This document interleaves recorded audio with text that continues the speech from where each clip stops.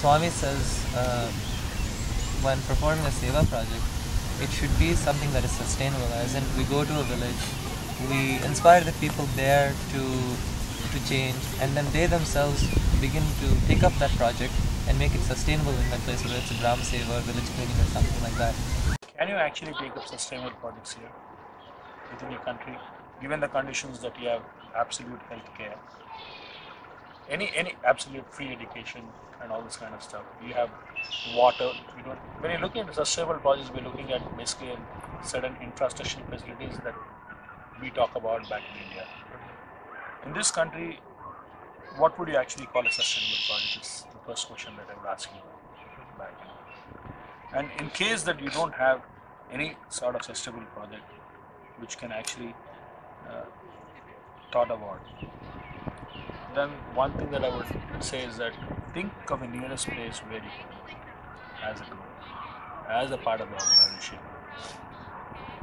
And I'm sure that when you start scouting around, you will definitely find some projects which can actually be called sustainable projects. In fact, healthcare is important, mothers, or you can talk about nutrition, malnutrition in children, wherein you are actually improving the living conditions of individuals in a given environment. So these kind of projects have to be on a long-term basis, maybe 1 year, 2 years, and you set a benchmark where you want to actually bring them up and leave them. So I would call such projects as actually sustainable projects. A clear example is Swami's hospital. It's a sustainable project. Swami has got a medical trust. He's got members on that. Swami has already catered a part of the funds to that. And with Swami, without Swami, the hospital will run for the next 100 years. That's what Swami said. Similarly, we cannot do projects of that nature, but Swami's projects are actually role models for us. If Swami does a big medical project, can you think of a rural hospital back in Brazil where there is no medical care, there is no medical support? Can you think of actually setting up a small sort of a village clinic or say a village hospital with the required resources to make it sustainable? Most of our projects, we start off with a great thought that, we want to make it sustainable, but they get fizzled out. In fact, I have a couple of projects that we are running in Hyderabad which get fizzled out because of lack of resources. So unless and until you are very sure of the planning process and you are very sure that this will go around for the required time, I wouldn't suggest you should take the sustainable project, because you're doing more harm actually in that. What I would say is you need two things. One is first a need assessment survey. So let's say in US, now I'm nobody to suggest what is the best in US, because the conditions, you live here, you look around you and you say, okay, what is the need? So you've identified the need first. It may be environment, it may be values in schools or whatever. You've identified a need. Then you identify, you assess your strength. Okay, the need is there. What is it that I can do? We have got 10 people who can maybe, give maybe a weekend, a month or something like that. And so how do I harness that? So you have a needs assessment, you have your strength assessment. Resources. Then you take up an activity and then say, fine, I always advise myself and I advise others that I come up.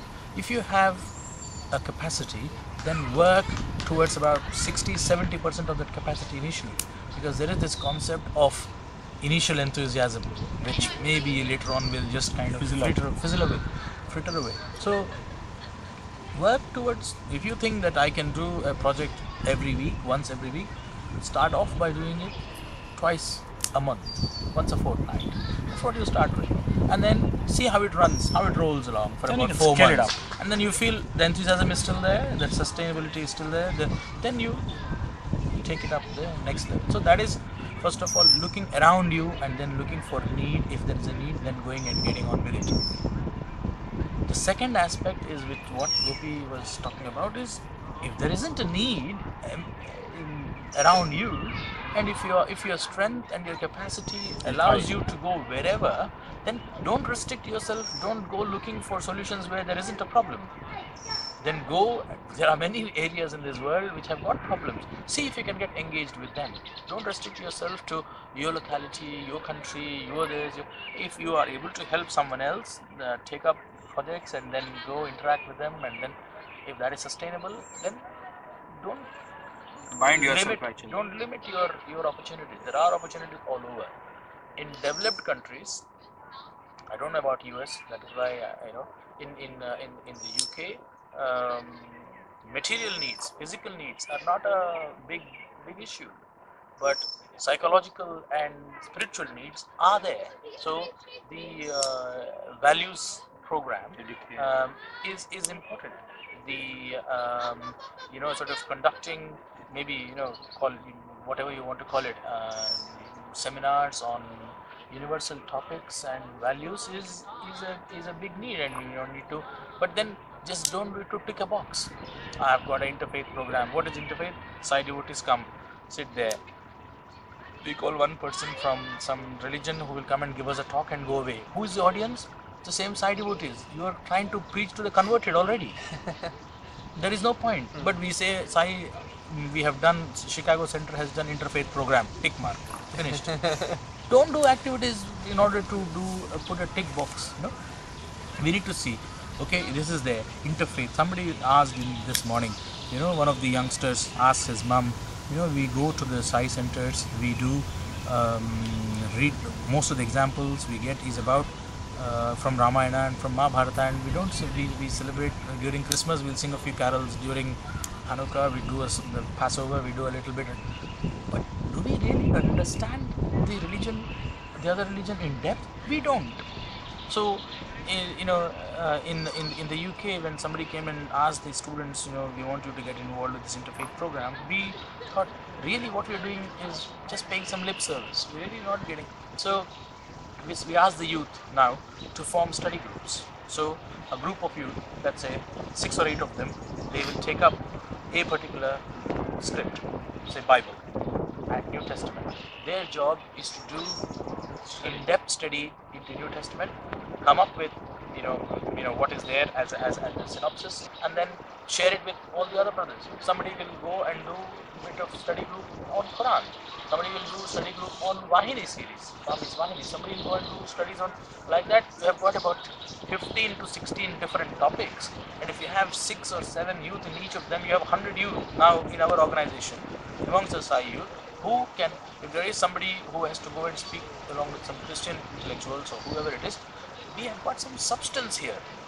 Without the substance, we just pay some lip service. In Balvikas, in SSC, we all talk about unity of religion. Yeah, how much? What is the depth to which we are going? So we are, at the moment, we are just skimming on the surface. So we need to take a project. We need to identify the need that is there around us, and then go and take up those activities. There is no point in me trying to go and do Narayan Seva in the UK. Most of them have got food. We say homeless shelter, right? Most of them have got homeless shelter. We say soup kitchens. They have got soup there. They have got nice kitchens there. We just go and add some soup powder to hot water and serve them soup. If that is all you can do, fine. By all means do it. But there is people in this world who are struggling for food, who can't get food, who are starving for death. Can you do something about those guys? You can. Then go and act on it. That becomes service of need. Sustainable. And let us plan, use our intelligence, let us plan in such a way that we make it sustainable. So that's a sustainable development project. I've got a Sunday, it's a bit free, and so in the morning I've just got a soup kitchen which is about 2 miles from my house. It's fine. If that's all you can do, by all means do it. But let's see if we can. And as youth, I think, where we have got the energy, the enthusiasm, the eagerness, the capacity to do things, we must go and do things. Because work, as Anil Kumar said, for the love of work is number one. But to reflect the Sai glory, you understood that this brother of mine or this sister of mine is suffering there. I want to go and respond to that suffering in the best way that is possible. That's how I think we need to take the projects.